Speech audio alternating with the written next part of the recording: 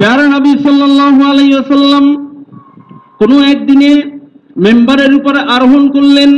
প্রথম সিঁড়িতে পা রাখলেন, নবীজি বললেন আমিন। দ্বিতীয় সিঁড়িতে পা রাখলেন, নবীজি বললেন আমিন। তৃতীয় সিঁড়িতে পা রাখলেন, নবীজি বললেন আমিন।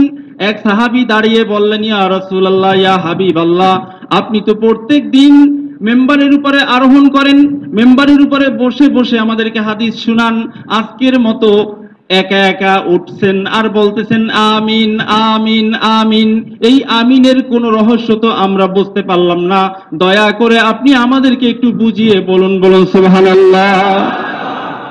فقال رسول الله صلى الله عليه وسلم آتاني جبرائيل فقال يا محمد من أدرك رمضان فلم يغفر له فأدخله النار فأبعده الله من الرحمة فقل آمين فقلت آمين। নবীজি বললেন, ও আমার সাহাবারা, আমি আল্লাহর রাসূল যেটা দেখতে পাই তোমরা আল্লাহ রাব্বুল আলামিনের বান্দারা তোমরা সেটা দেখতে পাও না, ঠিক কিনা বলেন? নবীজি যেটা দেখেন অন্য মানুষ কি সেটা দেখেন? নবীজি বলেছেন, আমি পিছনে দেখি যেরকম সামনে দেখি সেরকম, সামনে দেখি যেরকম পিছনে দেখি সেরকম, ঠিক কিনা বলেন? এই হাদিস কি অস্বীকার করার মতো কোনো সুযোগ আছে? এর কারণ একটাই, নবীজি আমার মতো মানুষ, ঠিক কিনা বলেন? নবীজি আমার মতো বলে কি বলে না? বলে কি বলে না? প্যারা নবী সাল্লাল্লাহু আলাইহি ওয়াসাল্লাম ইরশাদ করেছেন, সাহাবারা, আমি যেটা দেখি তোমরা সেটা দেখো না। আমি যখনই মেম্বারের উপরে পা রাখলাম, আতানি জিবরাইল ফাকালা মান আদরাকা রমাদান, সাইয়্যিদুল মালাইকা জিবরাইল আমিন আমার কাছে এসে উপস্থিত হলেন, এসে বললেন, ইয়া মুহাম্মদ সাল্লাল্লাহু আলাইহি ওয়াসাল্লাম, আপনার যেই উম্মত রমজান মাস পেল ফালাম ইউগফার লাহ, এবং তাকে ক্ষমা করা হলো না, ও আদখালাহুন নার, এবং তাকে জাহান্নামের ভিতরে দাখিল করা হলো, নিক্ষেপ করা হলো। ফাবাদাহুল্লাহু মিনার রাহমা, আপনার ওই পোড়া কপাল উম্মতকে যেন আল্লাহ রাব্বুল আলামিন তার রহমত থেকে অনেক অনেক দূরে সরিয়ে দেন। বলুন নাউযুবিল্লাহ। একটা দোয়া করলেন, ইয়া রাসূলুল্লাহ, আপনি মেম্বারের উপরে বসছেন, আপনার কাছে আমি একটা দোয়া করতেছি। কি দোয়া? আপনার যে উম্মত রমজান মাস পেল, গুনাহ মাফ করাতে পারলো না, জাহান্নামের ভিতরে নিক্ষিপ্ত হলো, তাকে যেন আল্লাহ তাআলার রহমত থেকে অনেক অনেক দূরে সরিয়ে দেন। আপনি দয়া করে আমিন বলুন। তখন আমি জিবরাইলের নির্দেশে আমি আমিন বলেছি। বলুন নাউযুবিল্লাহ। আওয়াজ দিবেন নাউযুবিল্লাহ। এখন রমজান মাস পেল, আল্লাহর রহমত পেল না, গুনাহ মাফ করাইতে পারলো না, জাহান্নামের ভিতরে নিক্ষিপ্ত হলো, তাদের জন্য নবীজির বদদোয়া জিবরাইল আমিনের নির্দেশে যে তাকে যেন আল্লাহ তাআলার রহমত থেকে অনেক অনেক দূরে সরিয়ে দেন। এখন প্রশ্ন, যাদেরকে আল্লাহ তাআলা তার জান্নাত থেকে রহমত থেকে অনেক দূরে সরিয়ে দেবেন, যেই মানুষগুলোকে, ওই মানুষদের তালিকায় আপনার আমার নাম আছে কিনা?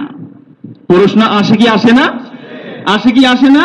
যদি ওই তালিকার ভিতরে থেকেই থাকে, এই পৃথিবীতে আমার যত বড় সম্মান হোক না কেন, আমি যত বড় খতিব সাহেব হই না কেন, আমি যত বড় আলেম হই না কেন, আমি যত বড় সমাজপতি হই না কেন, আমি আল্লাহর কাছে সবচেয়ে বেশি পোড়া কপাল, ঠিক কিনা বলেন?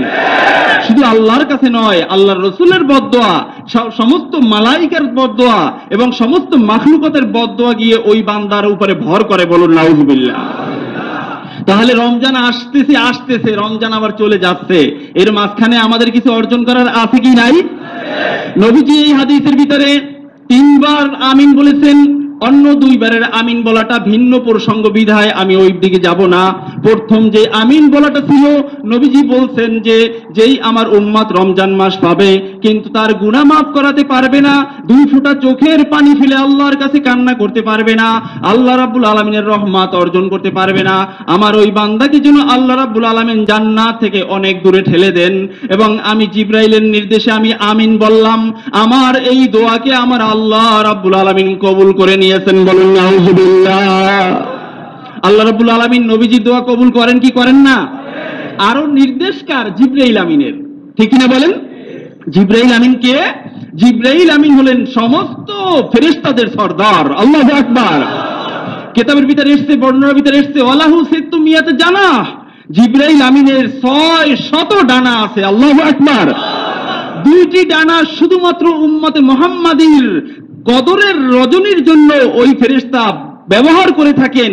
কদরের রজনী যখন নাজিল হয়, কদরের রজনী যখন কায়েম হয়ে যায়, তখন জিবরাইল আমিন তার ওই স্পেশাল দুইটি পাখা ব্যবহার করে জমিনের ভিতরে অবতরণ করেন। আল্লাহু আকবার।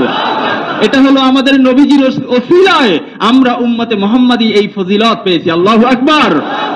জিবরাইল আমিনের একটা পাখার ভিতরে এত বড় ক্ষমতা, একটা পাখা দিয়ে যদি একটা ঝাপটা মারেন, মুহূর্তের ভিতরে সারা পৃথিবীটার ভিতরে মেসাকার হয়ে যাবে, কিয়ামত কায়েম হয়ে যাবে। বলুন নাউজুবিল্লাহ।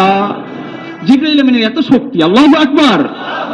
সেই জিবরাইল আমিনের নির্দেশে আল্লাহর মুকাররব ফেরেশতা, চার ফেরেশতার প্রধান, সমস্ত ফেরেশতাদের প্রধান, ওনার নির্দেশে আল্লাহ রাব্বুল আলামিনের হাবিব এই বদদোয়া করেছেন।